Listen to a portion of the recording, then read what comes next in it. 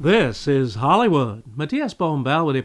Warner Brothers brings us the latest action-adventure mingling of superheroes with Batman v Superman. Of course, that means versus Superman, but that's what the director of this picture calls it, Batman v Superman, in which Ben Affleck stars as the Caped Crusader and handsome Henry Cavill is the Man of Steel in IMAX theaters. Returning in roles you've seen recently are Diane Lane as Superman's mom and Amy Adams as Lois Lane, Lawrence Fishburne as Perry White, Michael Shannon as Zod, or at least the corpse of Zod, and Kevin Costner as Superman's pop. This movie has excellent production values and more explosions per scene than any other picture I have ever witnessed. I started to wonder why these movies have some appeal for the mass audiences, and Henry Cavill was kind enough to tell us why.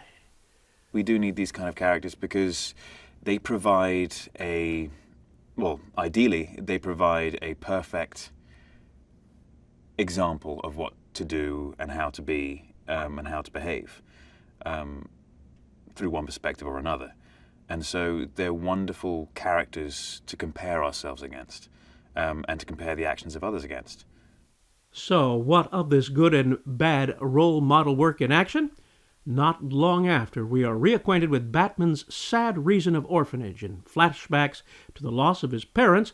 In a somewhat convoluted story element, we see that Batman had gone rogue, marking his victims with bat markings on their flesh for reasons not fully explained in this movie's narrative, and Superman intends to set this straight amid growing negative public opinion about him. Yes, it seems the superheroes in this movie have to deal with as much political spin and grief as presidential candidates.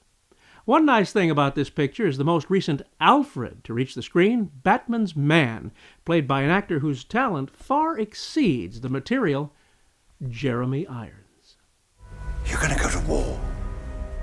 That son of a bitch brought the war to us 2 years ago. Jesus, Alfred, count the dead. Thousands of people.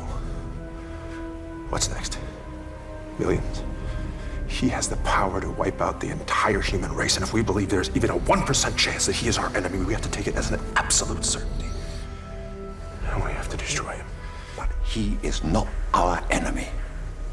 Not today. 20 years in Gotham, Alfred. We've seen what promises are worth. How many good guys are left? How many stayed that way? It would seem the line is drawn in the sand, yet there are other elements at play, primarily the evil daring-do of Lex Luthor, played in this movie by Jesse Eisenberg. It is he who is behind the pitting of the two, who, in spite of their superpowers, did not realize that Luthor was playing them against each other. Here, the two meet with explosive results.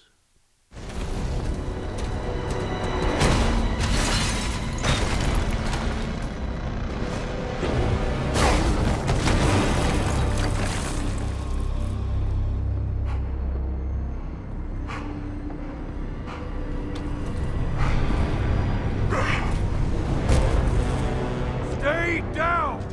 If I wanted it, you'd be dead already.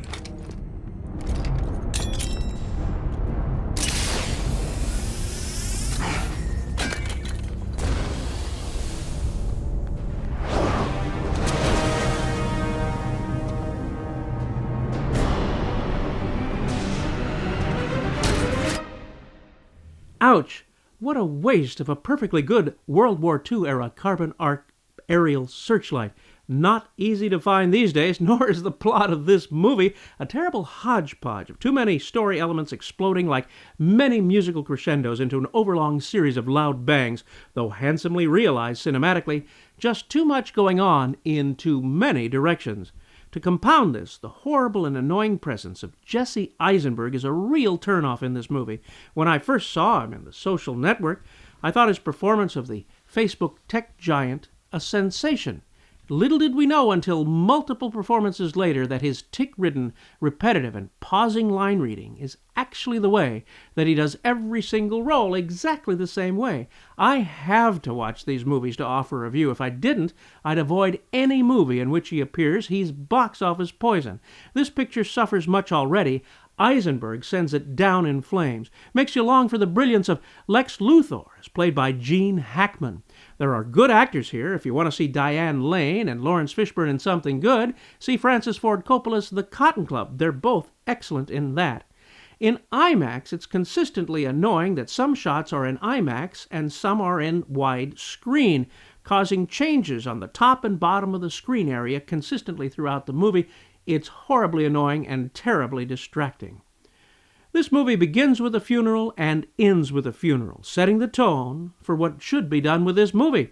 Buried and forgotten as soon as possible. Yes, I'm going to give this movie the 4 bells of a real stinkeroo. Oof, oof, oof. The Motion Picture Association of America has given this a PG-13 rating. This is your pal, Matías Bombal, bidding you a fond farewell.